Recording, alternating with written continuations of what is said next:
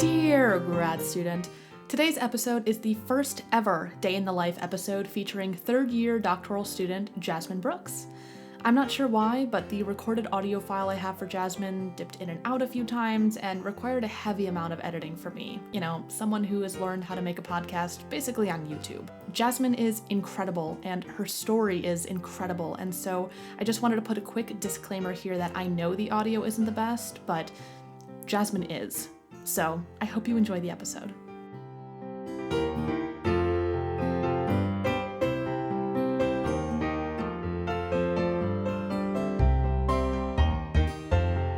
Hello listeners, welcome back to Dear Grad Student, the podcast where grad students can come together to celebrate, commiserate, and support one another through this long and difficult journey. I'm Alana, I'm a fourth-year doctoral student and your host, and today I'm joined by third-year clinical psychology doctoral student who studies racial trauma, Black mental health, and suicide risk and resilience, Jasmin Brooks. Welcome to the podcast. Thank you for having me.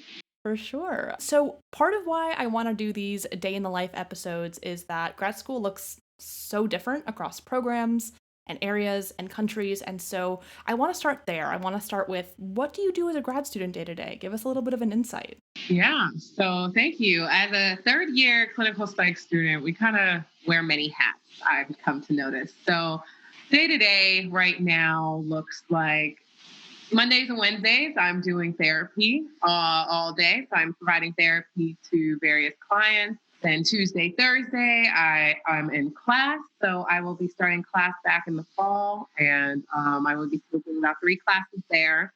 And then I will also be teaching this fall, as well as working on research and various research projects, whether that's data collection, whether that's, preparing for my dissertation coming up, or whether that's writing. So kind of got a lot going on right now.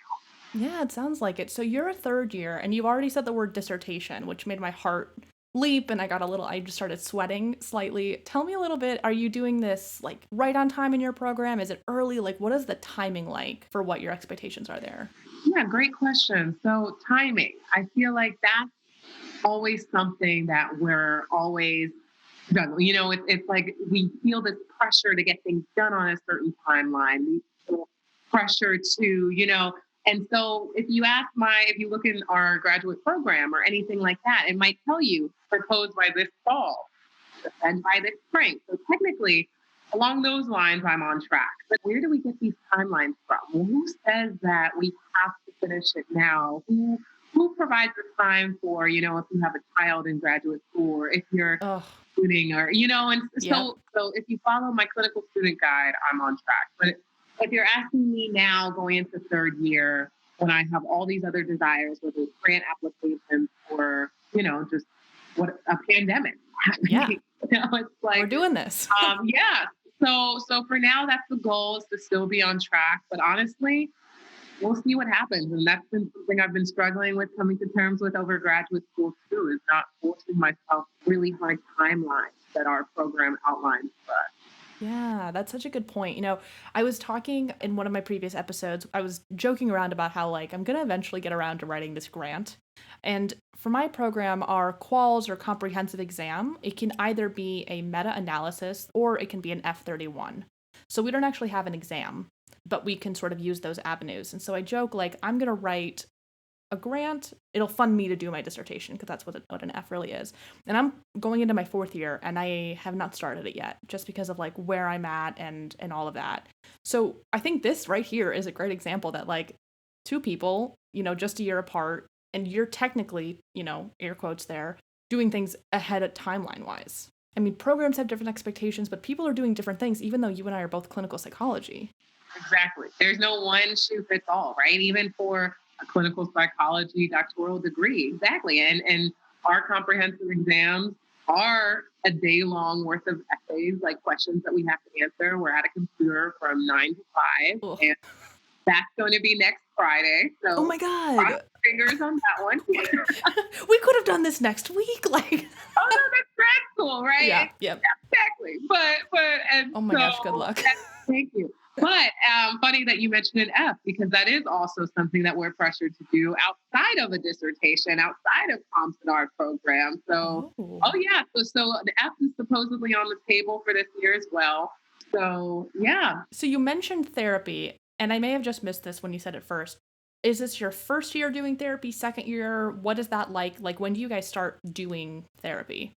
So yeah, so doing therapy. This is going into my second year. I was actually supposed to be matched at the prison this year, but because of Wow. COVID, yeah, that's gotten pushed back. So it will be going into my second year of therapy. Gotcha. Yeah, so that's similar to our program where first year is all about like, here's what therapy is. You kind of learn how to do it. You do a lot of role play, tons of role play, some on video, very comfortable. And then second year is when you start up. We actually have external placement starting second year. Oh, so your internal's first year. No, we do internal and external at the same time all the years we do clinical work. Wow. Yeah, so we have like a departmental clinic.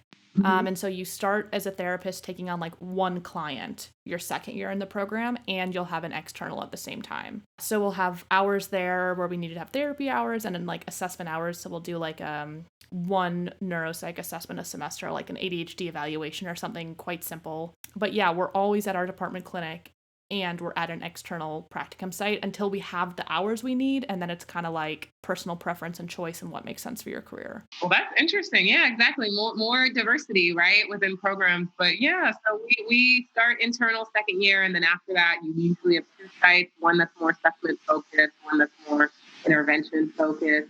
And so that's kind of where we are at now. So my assessment practicum will still be going on. I have transitioned now to looking at a private practice for this year and postponing the prison, but I am really looking forward to the prison. So I'm hoping Yeah. I will be able, yeah, because my passion really is working with those marginalized communities and just working with individuals who people lose sight in, right? And so Yeah. prisoners, we don't often provide prisoners with any resources when they come out. We expect them to pick up their lives and tell a different story when we give them nothing to do so. Especially when we look at mental health and what we can imagine the mental health of prisoners to be, right? Yeah. Especially as they're transitioning back to a community. And so being able to, and when they don't have the resources to get that when they come out, Yeah. right? And they like, so the resources to get therapy, when the stigma that they'd have to overcome to go Yeah. to therapy. And so being able to kind of help mitigate that by providing therapy while they're in prison, during, and kind of, again, you're staring at the same four walls every day. So Mhm. not losing sight of that. And yeah, so I'm hoping that I'll be able to go back. Yeah, I mean, it sounds like a great opportunity. We don't have a prison practicum set up. We do have a system in place where it's like, if you want to do a practicum somewhere, let us know a year or so in advance. Let's get it set up. But we don't have a recurring placement there. But it's interesting as you talk about your interest in the prison system, but also just all of the roadblocks in the way. And, the other part of it, right, is like, it's not just, okay, when they're coming out of prison, all of the stigma that you're talking about and like the mental health, the low in, right? You're also talking about a lifetime of that built up into, right? So it's not like, oh, they used to have these resources and now we're giving it back to them. It's like, this is the first time perhaps that people are encountering any kind of mental help or health help, right? Absolutely. And because when we look at exactly disadvantaged communities in general, or just the likelihood of being exposed to mental health before then, and again, the resources that you mentioned that they were not being provided before then, during, after, and exactly, we expect a different outcome when nothing changes. And so we're not willing to invest in making these changes.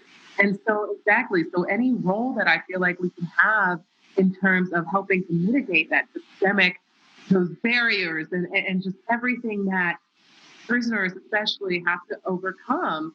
It's very interesting. I like how you phrase that there. Well, and it's interesting hearing too, I don't have anyone in my program. I can think of maybe one person who's like interested in working in a prison system. So I don't just hear this like day to day. So it's just really, it's cool to hear your passion. Like, no one else can see this because no one else can see our Zoom call, but like you lit up and your body got animated. Like, I can tell you're really passionate about that. And I don't know, I like, as a fellow student scientist, I'm like, that's cool. I love talking to people who are really into what they do.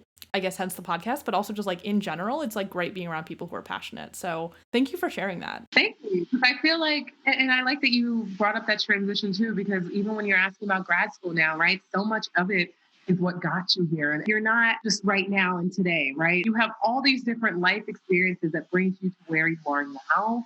And that's what's presented in therapy too, right? It's not just whatever is going on right now. It's not just the pandemic. It's not just Black Lives Matter movement that some people think, started yesterday or started with George Floyd.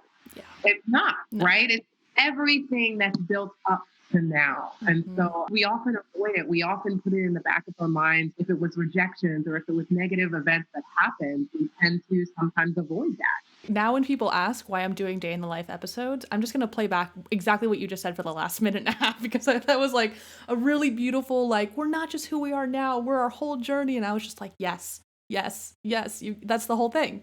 We have such a story, and through my engagement in academic Twitter, but also just my inability to be anything other than genuinely exactly who I am, I'm not very good at putting walls up. We are our own journeys. And so I think highlighting that and not being ashamed of the things that got in our way and not being ashamed of the mistakes that we made along the way, and yet still here we are, I really want to highlight that. And I'm 100% positive I'm not the only person who overcame X, Y, or Z to get here. And don't want to be the only voice talking about that. This is why this isn't me sitting and talking alone to myself in my office. So yes, exactly that. And so I'm curious for you then, more broadly, like, what for you is the most rewarding part about being a grad student right now? What are you getting from it? Why do you stay?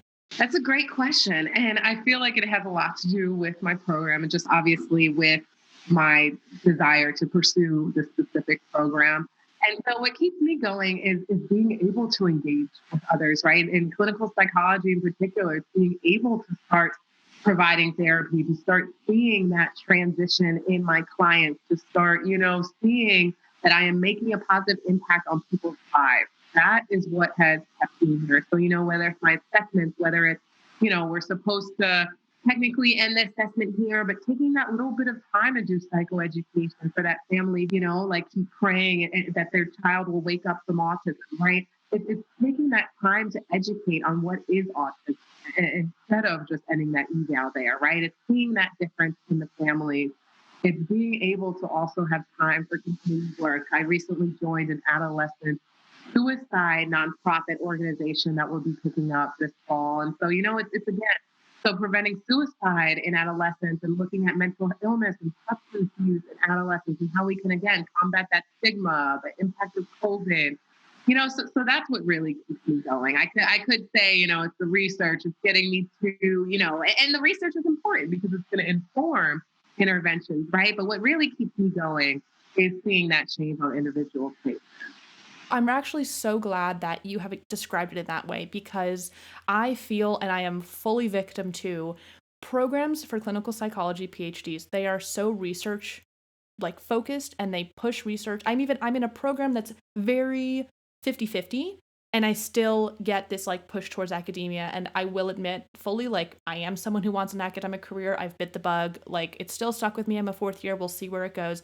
But I love hearing a clinical psych PhD student who is passionate about social justice. You hear social justice and I think social work, or I hear someone who likes therapy and I think counseling psych, right? So to hear a clinical psych PhD, or I should say PhD candidate, whatever, you're 4 days away from being a candidate. No. But right. So I hear that and I'm like, I love to hear that there are people who are in clinical psych who need to be, because when we think social justice, why aren't we thinking clinical psych? Right. I just love to hear that you have this passion for clinical work, because I don't hear it as much as I feel like you would think we would. Do you know what I mean? Right. And exactly. And I know, and it's crazy that you bring that up, because I remember junior year of undergrad. So I came straight through my program. I know we're the same in that way. But I remember I only wanted to apply to PsyDs. I only wanted to apply to counseling. I was solely therapist. And then I got exposed to research and realized that interventions for low-income disadvantaged persons of color don't really exist. Also, mindful therapies, there's still so much work to do in that regard. And so, it's again, I've bitten the bug too, you could say, where I'm one of those few that still want to persist in academia, but it's again to create these interventions, to take it back to the community. And that's where I get to hear that passion. It's so I'm still interested in pursuing academia and conducting research. But again, it's what will brighten my day will not be necessarily that public, but it's important, right? It's important because that publication will be what garners respect. It's going to be how we established that this treatment works. So I definitely don't want to downplay the importance of research, because that's the other thing is I feel like if you say you like publications now, you almost kind of get that side eye. And right now, with all of the, again, the increase in the Black Lives Matter movement and just how much attention right now is on social justice, why aren't we turning to clinical psychologists? Why aren't we turning to people who study people, right? Right. Right.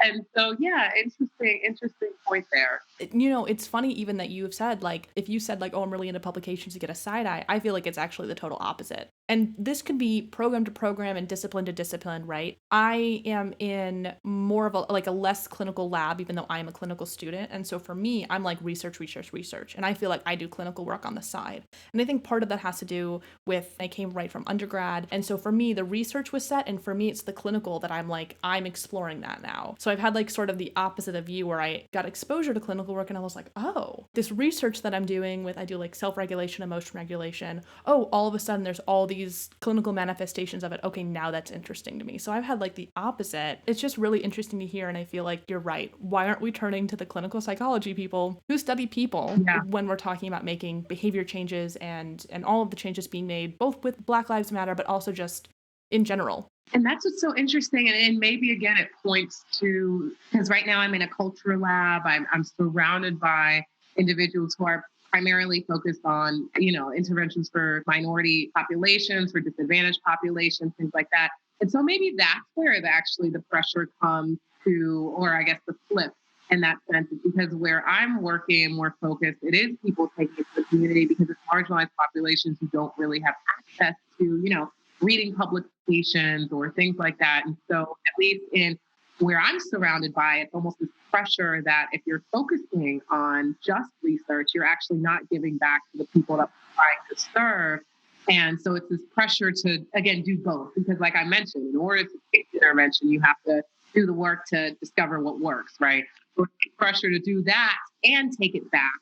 And, along the way, not losing sight of giving back to the community, and imagine that obviously with grad school, and you said the pressure in these research heavy programs to publish, it's easy for that to, That's right. escape you. And so when it does escape you, which I definitely can admit it has, because again, the pressure to publish, because that's all you hear is, oh, you haven't published the third a year, you haven't, how many first authors do you have? Oh, you haven't been on so-and-so's publication. Yeah. And so, it's easy for that to become your entire world. Right. And so that's where I guess the pressure comes from more scholars in my field, in that sense, that I'm not doing enough in the community. Yeah, it's that true clinical scientist is really what you're talking about, right? When we talk about practice informing research, informing practice, informing research. It should be that. And again, I'm really guilty of this. And it also differs in what we do. I mean, I look at like biological aging and how like our thoughts, behaviors, and emotions affect that and vice versa. So a little bit less social relevance, but like some research is less socially relevant and should be made more socially relevant. Right. And so this isn't for me to say like, well, I'm just not one of those people that has, no, I probably need to do more work in it being more socially relevant into, okay, well, who does my research turn back onto? Who is it for? What's the point? So if anything, I think that you're just a really great example of like the balance is there, the meaningfulness is there, the purpose is there, and it's clear in your excitement about this and in your passion about this that like, I mean, you're just like killing it. Like it just like that's what it looks like. I'm looking at you. I'm like, oh shit, I gotta get it together. Like, but you know what I mean? I just think that you have a really good balance with it. And so I'm curious. It sounds like you do a lot. It sounds like you're really busy. It sounds like you're really focused. How do you take care of yourself? What is your self-care like? How do you prioritize it? Because for me, it's gotten actually easier with the pandemic because I've had to force boundaries at home. But what's that like for you? Yeah. And so it's interesting because I feel like it's evolved, right? So when I first got to graduate school as one of the only, straight from undergrads in my program and, just visibly younger than a lot of others, I was struggling with imposter syndrome. I was struggling with the fact that majority of my classmates already had publications. Yeah. Obviously, Oh, yeah. For anybody listening, Jasmin and I had like a 10 or so minute conversation before we started recording where I was like, oh yeah, I also came straight from undergrad, and I felt like I used to joke about this all the time. I'm a fetus. That's what I used to say as like my defense mechanism for like, I know I look like a baby. I know everyone else around me is 28 years old, and I am freshly 1 month out of being 22. Like, I turned 22 in June, and I was a grad student in August. And Same here. oh my god, wait. We have the same birthday. You're joking. No, okay, What's your birthday? wait. So, okay. Wait, so when I was just reading, I was just like looking at your Twitter this week because I was like, oh, we're gonna record, blah blah, and I was trying to figure out, I was like, when did I follow you? Like, how did this come to be? And so I was just like scrolling because I was also like, I want to talk about how you use academic Twitter in a moment here. And your very first post was like A birthday post, and I was like, oh, and it was posted on June 24th. That's my birthday. We're birthday twins. Crazy birthday twins, clinical, straight out of undergrad. The whole thing. Wait, and then I didn't even have it written down. I don't even I can't believe I forgot this to put this in my notes, and so that just happened so organically. I'm so thrilled. Wow. So same, right? Okay, so timeline wise, literally exactly the same. Literally down to the hour. Well, maybe, I don't know. I was born at 8:53 p.m. I don't know what time. I was born at 10 p.m. So okay, close. But you're a year younger than me though, I think. Oh, true. I just turned 24. Okay, I just turned 25. It doesn't get better, so enjoy 24. I don't know. Turning 25 for me was in the pandemic, so I hope that turning 25 for you is better than it was for me. Anyway, so you totally get it, where it's like, I wasn't just 22. I was like, just started saying out loud that I was 22, right? I still, the memories of my 21st birthday, which I celebrated in Spain, were like still at the front of my mind. Whereas like the person in my lab above me, who's actually going to be on an episode in a couple weeks, was like 29 when I met her, I think. And that was so intimidating. She was lovely. She's like fantastic. But I had never been friends with somebody that far apart from me in age. And suddenly 30 people surrounding me were basically that far apart from me in age. So other than being like, I wasn't the only one straight out of undergrad, but after already feeling like all of a sudden I am with this whole other cohort of ages, I don't know how to talk. I mean, such a culture shock.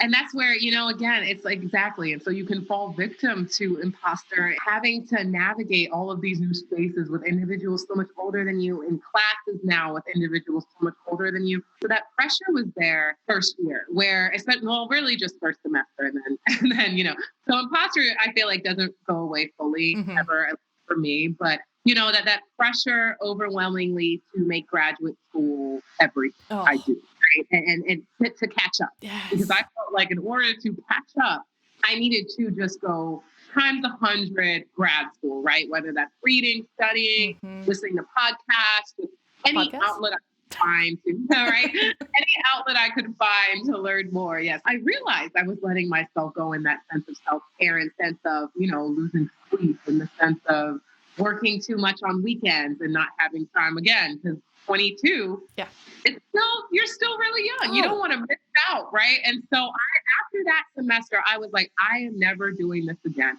So I took the time going into, was that 2019? Yes.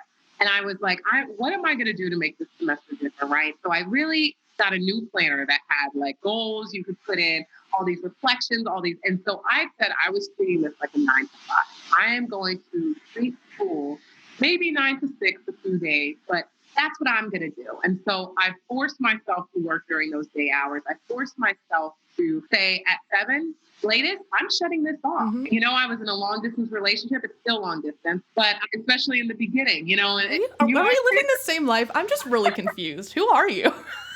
I met you on Twitter. That's crazy. Meeting academic Twitter plug, if this isn't one. I'm going to have an episode on it. Stay tuned. But yeah, right? It's hard. Exactly. And so I realized I wasn't getting as much time as I would want to communicate with him, and things like that. And so I really changed it. I don't do work on Saturday. So Saturdays are my fully free from school day. And like I said, I turn it off at 6.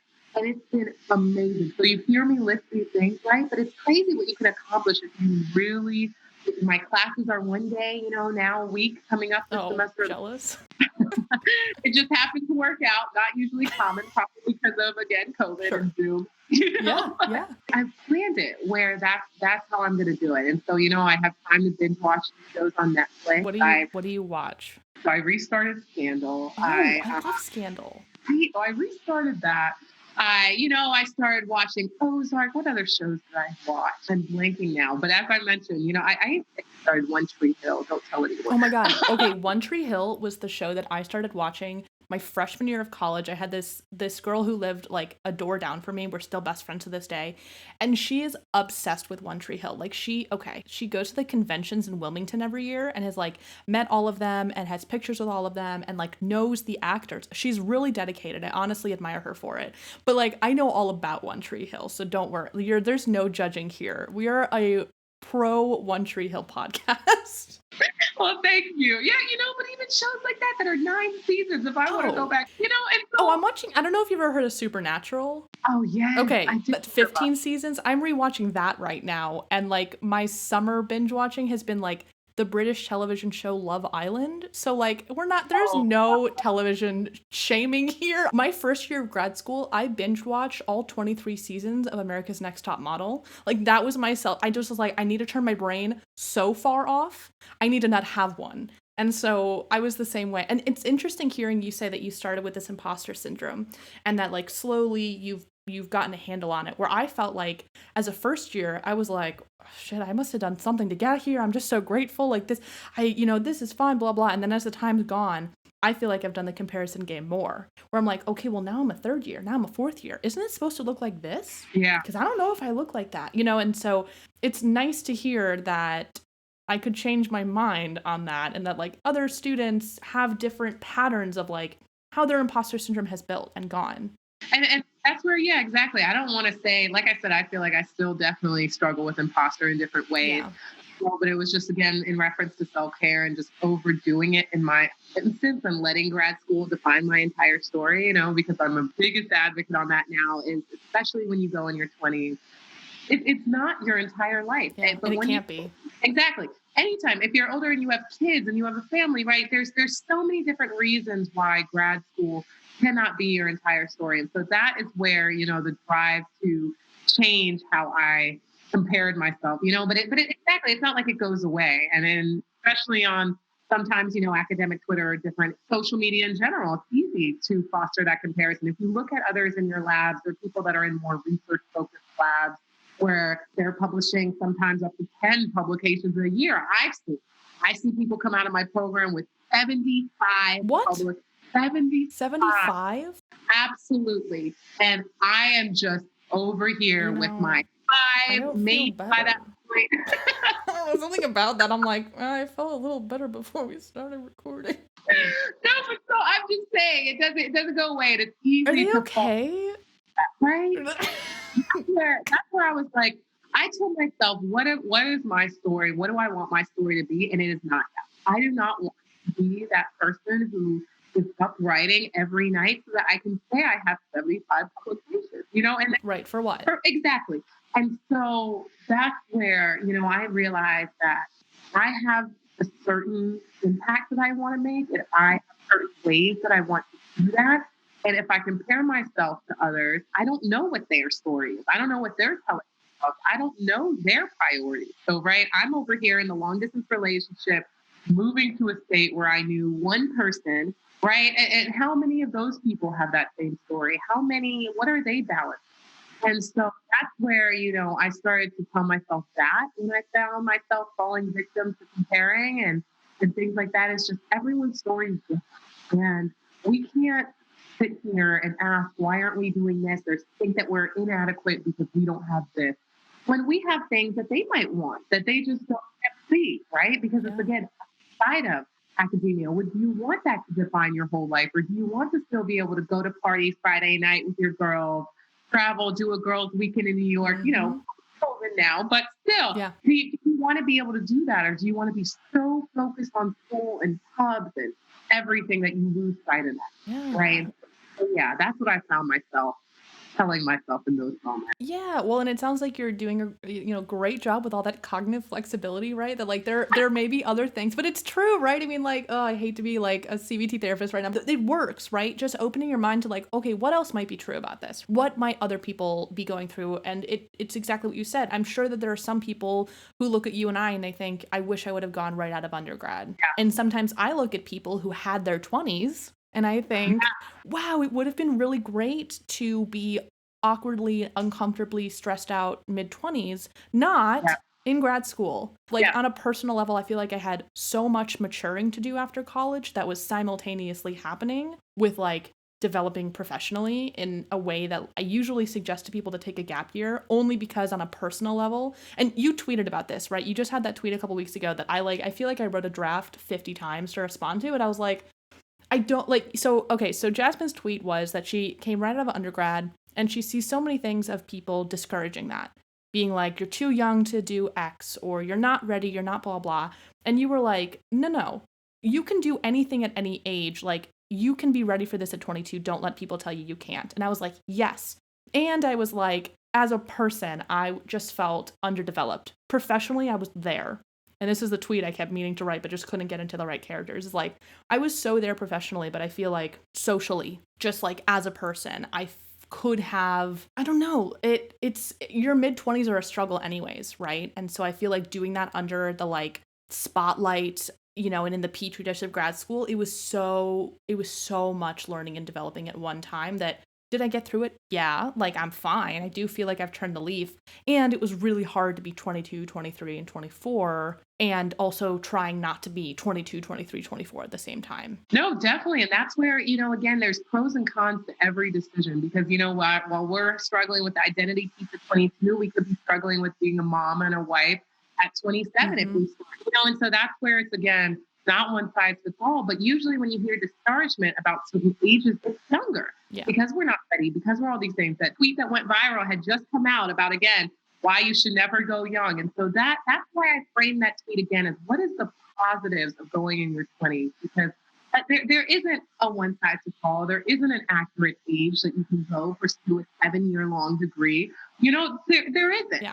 But at the same time, we need to stop discouraging younger people and stop feeding into imposter syndrome and feeding into, this idea that if you're younger, you have nothing to contribute. Yes, Because say that's not it. true, right? And Yes. that's what that tweet was really meant to do was, again, not discourage if you are older, are over 20 pursuing a PhD. It's just, we need to be positive. Yeah. So what are positives of Exactly. pursuing in your 20s? And the thing that you mentioned too is you said you could have, right? You could have done this. And so that could means, again, we don't know. We don't We know. don't know if you had decided at 27. Would you be saying you wish you went at 22, right? Yeah. All we know is that right now we have a choice of when we pursue things, when we believe we can accomplish things. And if we can help younger generations believe that they can have that choice, right? Because so many people don't feel like they just think, I have to wait, I need a gap year, I'm not ready. And so if we can create a space where people actually think they have a choice and they have resources that they think that they actually can go straight and Right. can have a life. And so that was the desire, was to show again, there's no right or wrong, but you can't do it. And that's exactly actually why I didn't respond to your tweet, was like, this is a place to be really positive. And I am, I knew exactly what happened after I graduated. I was getting paid to do grad school. I knew I was going to be somewhere consistently, right? I mean, I had a lot of positives. Like, I live in a low cost of living area, so my stipend is enough for me, right? So there's a lot of positives. And I also had this piece that I feel like, because was so intense for me that I'm just getting over, I was like, I'm not in a place to respond to this tweet because I totally agree with it. There are so many positives that I'm doing this right now. And Mhm. personally, just me, also struggled with it. And like, both are valid. But exactly, and I feel like everyone's going to struggle with it because it's It's still still a grad PhD. school. Right? Yeah. Yeah, so exactly, it's still 7 years sometimes of schooling. So exactly, there are always going to be negatives though, and that's the thing. Is it's like it's always going to be different life battles that you're juggling because again, we have a life, right? And so it's going to be whatever's going on at that time. So yeah, pursuing it young meant I did struggle with that more than, if I'd gone at 27, I might not have had that semester where I got no sleep and Yeah. like that might not happen. I might be able to travel more with my friends and have more money to, start dating or start, right? Wouldn't that be Yeah. nice to, and so that's not to say everything's perfect, Yeah. right? That's not to say that, that pursuing in your 20s, you're not going to have any difficulty. No, right? If you've listened to the however long we've been Yeah. talking, right? We've been talking mostly It's a about struggle. these difficult, yeah. So I appreciate that though, and I appreciate the dialogue, and I appreciate having different perspectives on it. Because yeah, it's hard. And when we were talking about journeys and things like that, it's like it was not easy getting here for me. Well, and let's actually transition into talking about that. I would love to hear, you started grad school right at 22, as we've already said. And so how did you get here? What was your story leading up to it? So yeah, so great question. My story. So I got to UNC, a very confused, whether that's identity, whether that's like career wise, socially, very confused 18-year-old Black female. And I attended a predominantly white institution. But I say all of that because Black female been such a core part of my identity. And that's been such a part that's been challenged in terms of I grew up in a really small Black town, moved to big city when I was 11, grew up in white schools, and then kind of found myself asking, who am I? From Black people, I was getting labeled an Oreo. I was too, this for that space. And then from white people, I was getting my hair pulled and treated like I was in tall and asked, am I adopted when they see my half white mom because she's very fair skinned, so it was these spaces where I didn't feel comfortable in life, Yeah. right? And college was supposed to be the space where I reinvented myself. So it was a lot of finding myself, but along that way, I joined a Black Health Lab, and I realized, so many other Black people especially are struggling with this, but a lot of people, right? This isn't discounting anyone's struggle with identity, but in terms of my personal experience of, again, having race define how people perceive me, so many other people are struggling with that. And I've always had a passion for talking with others and for listening and hearing stories and relating to others. And so that led me to psychology. And again, as I mentioned earlier, I thought I would take this straight into therapy, straight into the stigma that exists specifically in disadvantaged and in Black communities against mental health.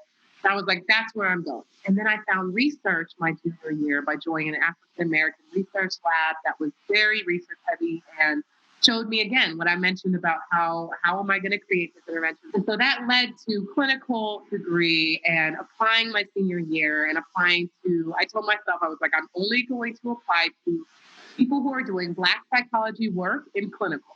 As you can imagine, not too many options.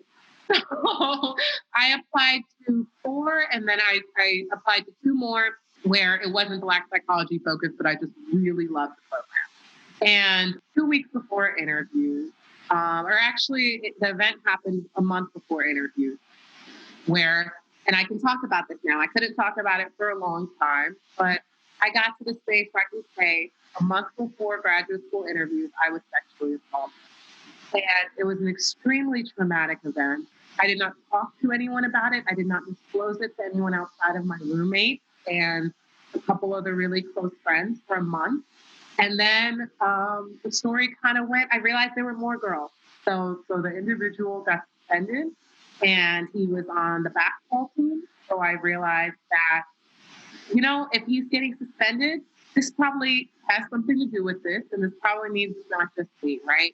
And so I go to Title IX and I find out that's the case, but Title IX didn't release that. But I just through that process, through Twitter, through other outlets, other people realizing the same thing I was realizing, that he got suspended. So there's probably more people. So we got connected to a community, and there were multiple women that came forward. Wow. And so when I decided to come forward, it was a week before grad school interview. I remember telling my mentor, I can't do it. How am I going to go sit here and be professional when a week before this, I am going to sit across from police officers and from Title IX officers and detail the most traumatic event of my life? Wow. And again, I feel like that shows why that pressure, right? That we always have to keep it together. We can't have mental health issues. We're pursuing a career centering on helping others struggling with mental health concerns. So that pressure that we can't have that. And no, that's not reality. And so my mentor, I would not be here today if it was not for my mentor and God and praying and just realizing, no, I have the strength. I'm going to give this my best shot. If it doesn't work, it's not going to be a failure on me. Because again, so many life events can also be the factor here. And so that was my story. So a week later, I go to these interviews. I got 3 interviews, and I was like, okay, I'm gonna do it. I did it, and then I got an acceptance a month and a half later. And again, it's like and that's how it's like. If we push through even something as traumatic as that, we can be rewarded, right? But it's like I've never lost sight of that, and that's Mm. where I feel like that comparison piece. When you were asking me, it's like looking at me, hearing this story, who would have thought 1 week before interviews, I was having a conversation with police officers detailing my sexual assault, right? But again, that's where I want to help others get over that pressure to always be at a 10, whether it's in interviews, whether it's in class, whether it's in your day to day life.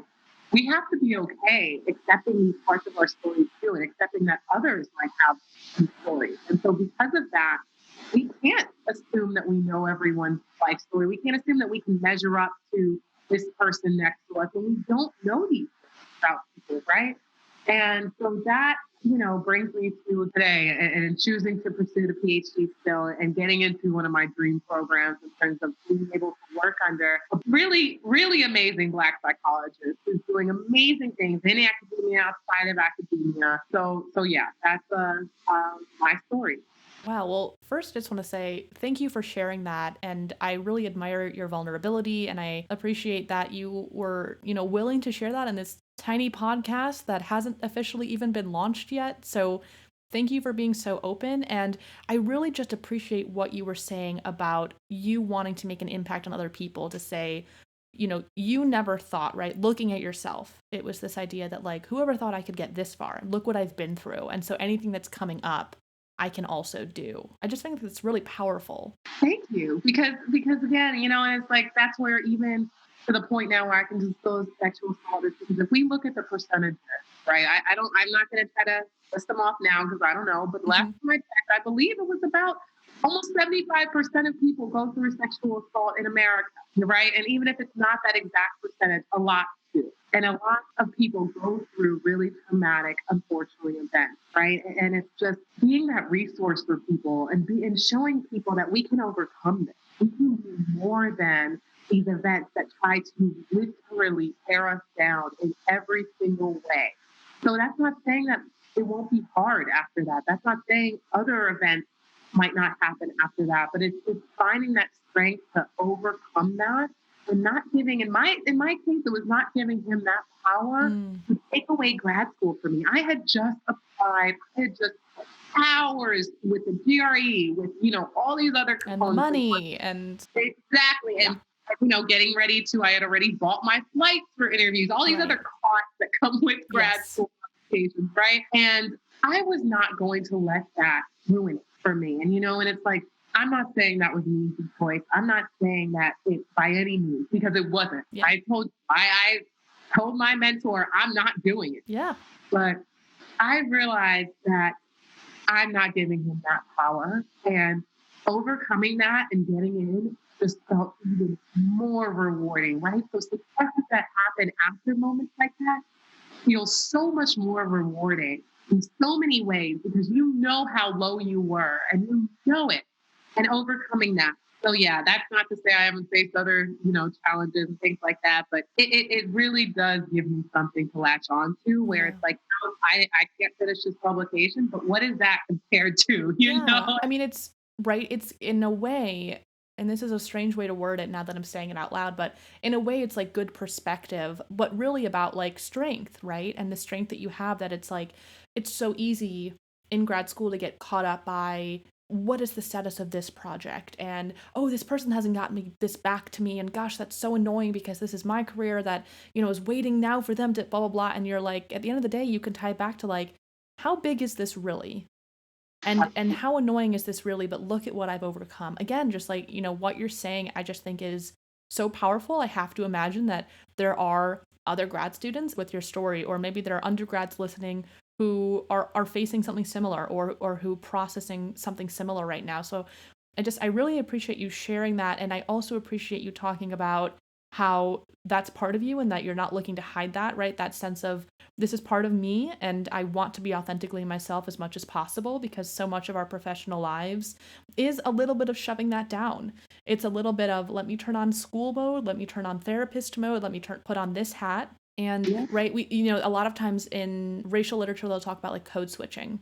And Oh, yeah. so not exactly the same, but in a somewhat similar light, this idea of I'm a therapist and then I'm a teacher and then I'm a researcher and then I'm back to a therapist later and then I'm a girlfriend or a wife. And it's constant. And so just for you to say like you are putting in the work and have put in the work to work on that sort of again cognitive flexibility, but just putting that perspective into what you do and anchoring yourself to who you are, what your values are, and wanting to be as authentic through all of that is just really admirable. Thank you so Admirable, much. what's the word? Yeah, right. I struggle with that It's sometimes. fine. Oh, no, thank you. I think you summarized that so beautifully too. It's just exactly we are taught that we have to have all these different roles, therapist here, researcher here, but it's like that's when you get lost in it all, right? Because you're constantly trying to find the right path that it's like, oh, it just constantly feels like, right, this search for who you're being right now in this space. When in reality, it's you. And in reality, you still are all your experiences. And I tell myself too, is like being a therapist, having gone through these different events, it gives me a lot of insight in terms of like what I needed in this, right? And that's obviously not to say that everyone's story is my story, what I need in that space, Sure. others, but it's helping me realize that I need to, like, all of this is me. And it's not these different hats in the sense of I'm turning on one switch and turning it off here, but it's the same switch, right? Mm-hmm. It's the same. And stopping myself from constantly switching and constantly trying to hide different parts, because that's when you get lost in it all, right? So I appreciate you saying that because again, this has been an ongoing thing with me, and it's things that I've only recently in different spaces come to terms with. But it is something that I've been working on in terms of just not hiding and not trying to act like I have it all together, because that's going to be what makes people think, I'm unrelatable. I'm this. I'm doing so much. No, I'm like everyone, right? We're, Yeah. we're both like everyone, where we have all these struggles, where we have personal things that we're going through too. But, it's like it's not hiding that anymore and not being ashamed of my flaws or my past experiences or, where I need to grow as a researcher Mm. or things like that. It's not hiding that anymore and not trying to be perfect, Yeah. like that pressure to be perfect. It's just something that I've really tried to struggle, like in terms of overcoming. Mm-hmm. And because we're not, and especially as students, especially going young, especially, we're figuring ourselves out and we're going to make mistakes and we're going to, or we're going to prioritize going out some weekends more than. Absolutely. And so if there is somebody listening right now and they hear you now and they're hearing how you got here and they're thinking, "Wow, I want to have my life together in that way, or I want to do that. I want to be that." They see you as a role model maybe. What would you say to them? What would you say to them maybe if they're applying or not, or what would your message be? Oh, that's a good one, right? I just really am all about you can do it. And your story is your story. And don't let anyone else or what others are accomplished deter you. When you sit down or when you look in a mirror, what do you want to be? And what's stopping you from being that? Because a lot of the time, it's often yourself, right? It's Yeah. often us telling ourselves we can't accomplish it because of all these other things. But in reality, no, you can do it and believe you can do it and believe that you're not too young, you're not too old, or, you're just whatever you're telling yourself is the reason why you can't. Ask yourself why you can't, right? Ask yourself why you can instead of asking yourself why you Wow. Ask yourself why you can instead of why you can't. Well, you probably should start putting that on t-shirts. It sounds like a really good side business. I mean, just like you said that, and I just feel like my body stopped for a second because I was like, whoa, I need to take that advice. I think you're absolutely right, though. And I think that even in just thinking that it just had an impact on me, this will really go for anyone, especially for those hitting imposter syndrome. I was really vocal on Twitter this week. I had a kind of highly anxious week, seemingly out of nowhere. I'm sure it's with the semester starting and like a lot of things coming up. But I think that that's such a good saying to remember, right? Ask yourself why you can, not why you can't.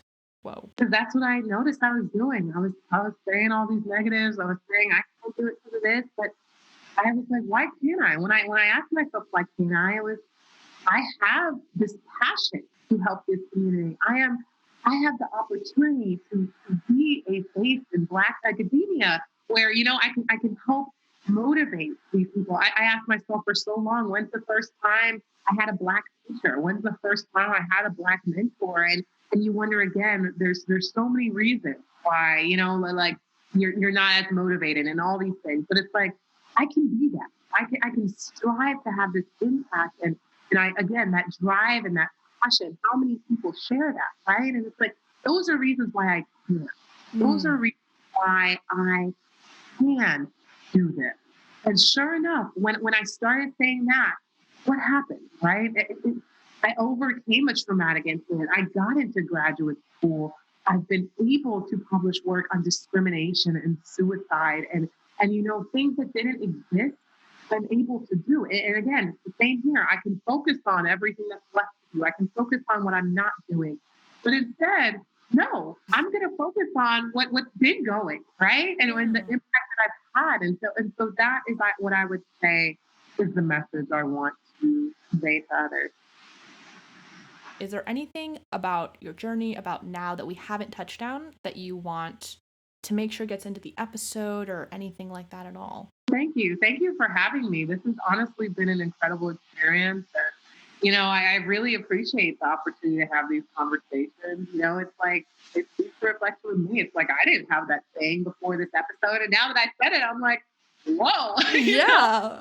It's like putting into words the thoughts in my mind. So again, I knew that that's what I was doing, but saying it in that one phrase, it's like things like that. So much can come from these conversations.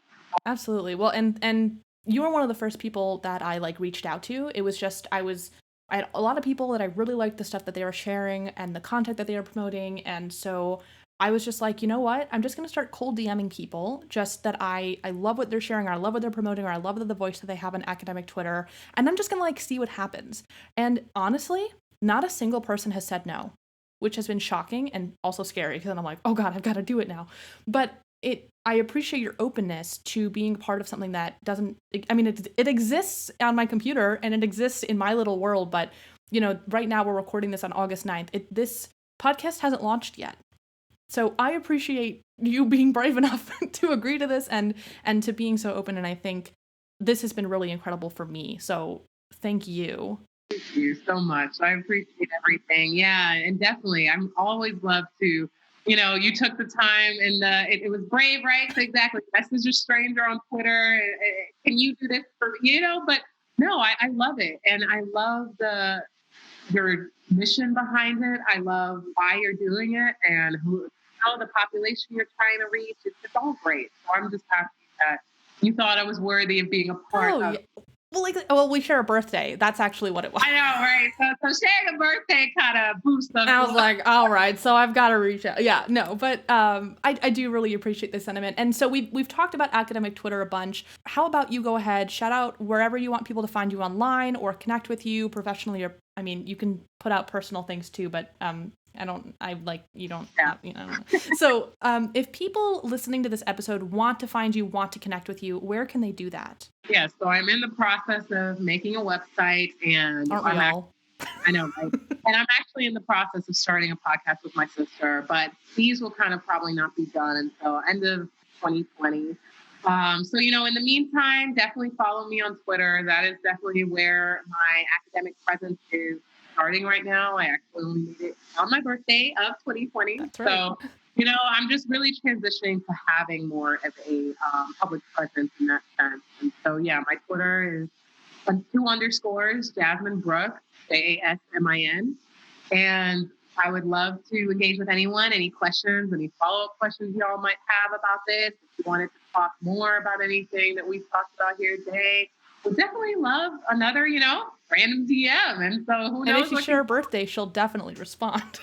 Absolutely. All right. Well, thanks again, Jasmin, for being on. Anyone listening, her Twitter handle is going to be linked in the description. And this is becoming a running theme in my episodes. But if you ever come up with another theme episode or something that you want to come back and chat with me on, you are always welcome back. I think that this was wonderful and great. And I really enjoyed our time. Thank you so much. Thank you for having me. It was an honor being a part of this conversation and just, helping to reach other voices and just helping to be that voice for others as well. And definitely post it on anything in the future. I will reach out to my fellow birthday twin if anything else Oh, we comes should do a up. birthday episode. Actually, that's what we should do. A Oh, year we from now, we're going to find all the academics for the June 24th birthday, and then we're going to come on, and we're just going to, like, do a group. I don't know, maybe we'll do, like, an academic drinking game or something, like, funny. Or, I don't know, every time Alana says the word like or like in the podcast, take a shot. That was, like, my... I hate editing these. It's fine, though. It's going really, really well. Yeah, and I love that this was able to be a conversation above everything, right? And so, yeah, learning experience from both of us is just a great place to come together. So, thank you again. Absolutely. And listeners, thank you so much for tuning in, and I will catch you next time. If you would like to be a guest on this podcast, you can find the podcast on Twitter at Dear Grad Student, or if you just want to connect with me online, you can find me on Twitter at Alana_Gloger.